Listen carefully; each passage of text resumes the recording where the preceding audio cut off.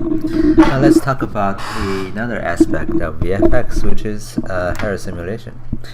Um, so for years, hair simulation is one of the really hard things to do, at least for me, because of the tools that are limited and a lot of work to really make a nice looking hair system. So for now, the best tool I know shape-wise or simulation-wise is Maya's XGen. Okay, so this is done by using Maya's interactive grooming XGen. Okay, so basically a way of grooming using a bunch of brushes to create the hairstyle. Just to show you the structure of this, you can go to the workspace and choose the XGen interactive groom. And then you can go to we have actually two hair systems, as you can see, the bun and the hair. The hair grows from the skull right away. There's no extra geometry, just this geometry. We don't have a separated skull geometry. It's purely from this one.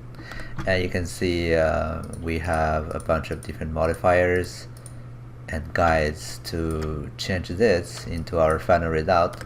Basically, we have a bunch of guides that are sculpted. Turn it on, you can see that's the shape of those guides. Those guides is going to be used to guide the hair to tell them where to go. There's a little catch here. The way to separate those so cleanly is using a original map. If you go select the guide and go down here, you have this rigid map. Click there, you can take a look at the guide. The region map, you can see a red, yellow, purple, and all those solid colors means a individual clump that is separated from other parts.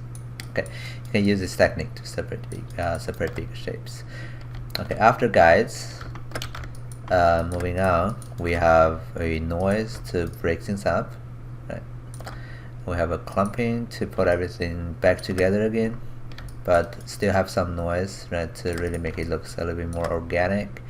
Have a little bit cut to make the some of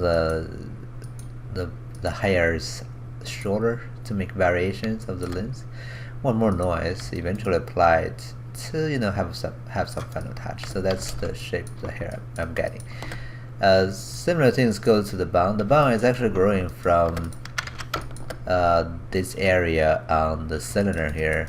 They grow out and rotate around, as you can see, and into here. They're basically modeled from a torus, just to make it really high like this. And you go to the top, use soft selection, you just twist it, right, and then you can rotate it, you can drag things around to give it a more interesting shape.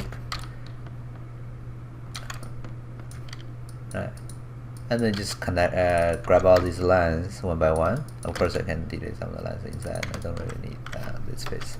So just grab one of the loops, right? Convert it into a curve by going to modify, convert nervous curve to polygon edge to curves, and you convert those curves into the guides by create a guide, and then you make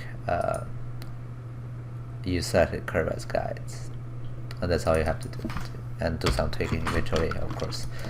Yeah, so that's the process of creating the hair. Also, although that's not going to be in the scope of this tutorial, but I do have a XGen hair tutorial if you wanted to check that out. Another benefit of XGen is that it does give you a really good viewport preview. Now that's going to be really important to me, because oftentimes we're working blend without those previews. We don't really know how the render is going to be like, but with this actual viewport 2.0 preview of the XGen, you're getting instant feedback on the shape that is really close to the final render. And that's really important because you're seeing what you're getting, and that's oftentimes other tools doesn't offer you, and XGen is the only one I know that gives you this very good feedback. Anyway, I'm going to turn off, actually let's turn on the visibility of the guide. Now we're going to talk about the simulation actually of the hair. Alright. So we can of course simulate every individual strands here to make a full simulation, but that's going to be super expensive. The idea here we're going to go for is actually just simulate those guidelines, those yellow ones, thicker yellow ones. Those are the guides, as you can see. We just simulate those guys. So I'm going to go ahead and select the guide. I'm gonna go copy tab so that I have a separate attribute editor here. That way I can grab my head. I will still have the settings here instead of going to the shape node of the head. So I'm gonna grab the head and say make guides dynamic. Check everything on and apply and close. Okay. So it's gonna make the head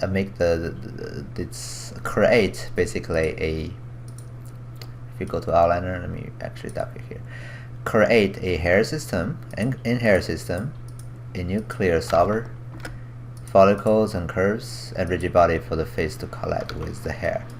And also is there a touch to the skull of our model, and that's why we checked some of the checkers on when we were doing that make guide dynamics. Check everything out. Right? So now if you do a simulation by playing the animation, you can see the hair falls down quite nicely, right? And they're colliding with the face on some level. Okay, so I'm gonna stop this simulation now and go back to frame 1. And you have to go back twice to really make it calm down and go back to the initial state.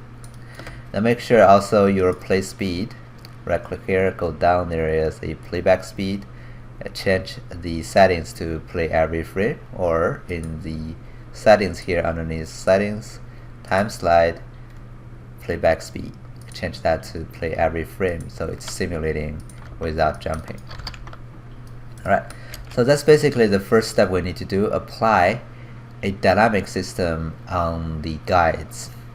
Alright, so in the next tutorial we're gonna talk about how we control this. Especially I don't want the back to fall down at all, right? I want those guys to hold. So I'm gonna talk about how we control individual lines here. How do we tell them to simulate or not, to be solid or to be dynamic? Okay, so see you next time.